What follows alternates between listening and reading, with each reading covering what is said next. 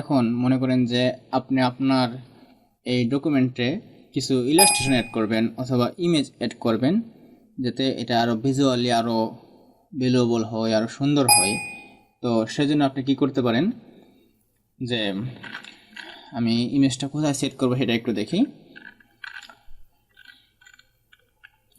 মনে করেন সাপোজ আমি ইমেজটা সেট করব হচ্ছে এই সেন্ড মি এ মেসেজ এর পরে এখানে।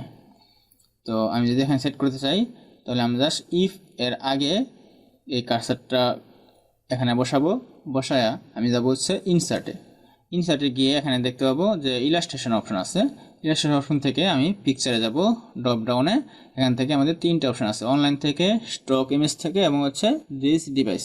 তো আমাদের এই ডিভাইসে আমাদের ছবি আমাদের সেভ করা আছে, আমি ওই ছবিটা এখানে অ্যাড করব।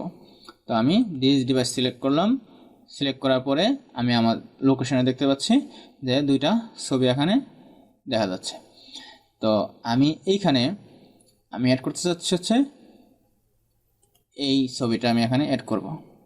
তো এই ছবিটা সিলেক্ট করে জাস্ট আমি যদি ইন্টার চাপি তাহলে ছবিটা এখানে অ্যাড হবে।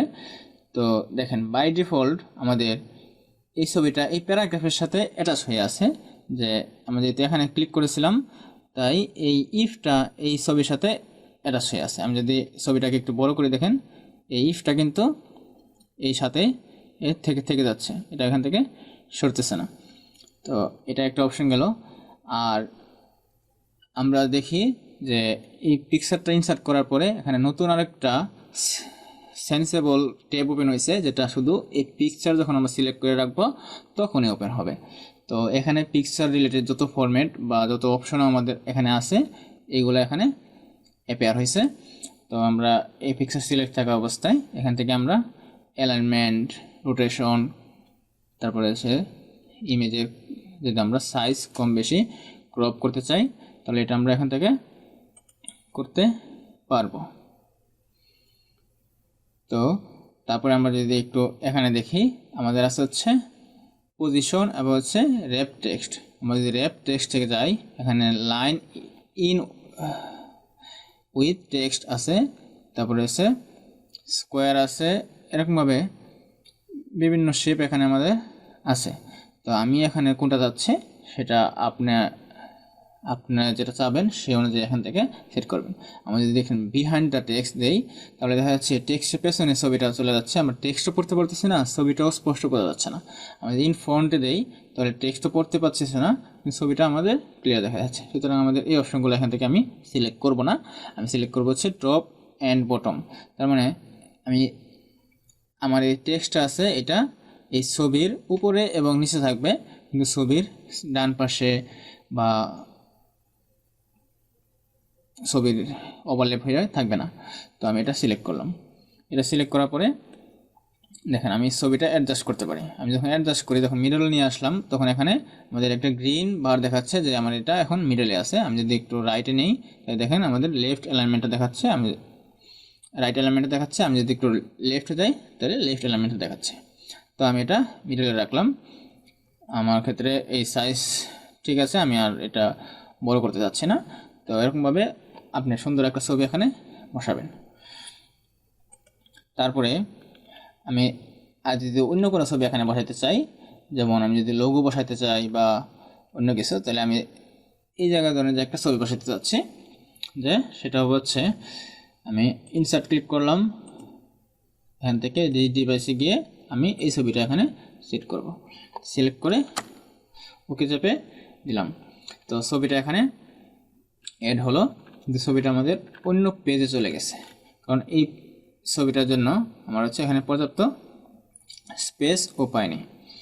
তো আমি এটা পজিশনটা এখান থেকে সিলেক্ট করি, দেখেন কোথায় সেট করব। এটার উপরে থাকবে না মাঝ বরাবর এখানে থাকবে না কীভাবে থাকবে সেটা এখান থেকে আমি সেট করে দিতে পারি।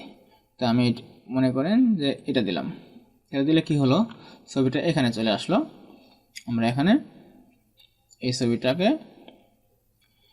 অ্যাডজাস্ট করে রাখতে পারি। আমি যদি এটাকে ক্রপ করতে চাই তাহলে এখানে দেখেন ক্রপ এই অপশনটা থেকে আমি এটা ক্রপ করতে পারবো। এই উপর থেকে নিচের দিকে এই পাশে এভাবে আমরা এটা ক্রপ করতে পারবো। জাস্ট আমি যখন এন্টার চাপি তাহলে আমাদের ছবিটা ক্রপ হয়ে গেল। তাহলে আমাদের এক্সট্রা কোনো টুলস লাগলো না বা বাইরে থেকে ক্রপ করে এখানে নিয়ে আসা লাগলো না, আমরা এটাকে এখান থেকে ড্রপ করতে পারবো। এখানে আরও অনেক অপশন আছে, যে অল টেক্সট, ডিসপ্লে টেক্সট, মানে এখানে আছে এটা একটু আমাদের একটা ইম্পর্টেন্ট একটা অপশন, যে যদি কেউ ছবি পড়তে অসুবিধা হয় তাহলে সে যদি কোনো রিডার ব্যবহার করে, তাহলে আমরা যদি অল টেক্সট ব্যবহার করি তাহলে সে এটা পড়তে পারবে যে আসলে এখানে ছবিটা কি আছে মূলত সেটা। তো পিকচারের আরও কিছু ইফেক্ট এখানে আছে। পিকচারে আপনি যদি বর্ডার দিতে চান তাহলে বর্ডার দিতে পারবেন, বর্ডারের ওয়েট আছে, আপনার বর্ডারের কালার সহ পিকচারের ইফেক্ট অনেক অপশন এখানে পেয়ে যাবেন, যে কোনো কিছু এখানে দিতে পারবেন। তো আমি আপাতত এই সিম্পল এটাই রাখলাম। ওকে, তারপরে আপনারা আপনাদের পছন্দ মতো এখান থেকে যে কোনো অপশন এগুলো সব আপনারা আস্তে আস্তে দেখবেন এবং হচ্ছে অ্যাপ্লাই করে দেখবেন। আমরা যে ব্যাকগ্রাউন্ড রিমুভ করতে চাই তাহলেও আমরা ব্যাকগ্রাউন্ড রিমুভ করতে পারবো। এখানে দেখা যাচ্ছে ব্যাকগ্রাউন্ড রিমুভ, আমরা ওকে দিই, তাহলে জাস্ট আমাদের ব্যাকগ্রাউন্ড রিমুভারটা হয়ে গেছে সুন্দর করে। তো এভাবে সিম্পলি আমরা আমাদের টেক্সটটা এডিট করতে পারবো। আর যদি কোনো শেপ এখানে অ্যাড করতে চান তাহলে যে এখানে আমরা যাই তাহলে ক্রপ টু শেপ, আমরা যখন একটা শেপে এটাকে ক্রপ করতে পারবো।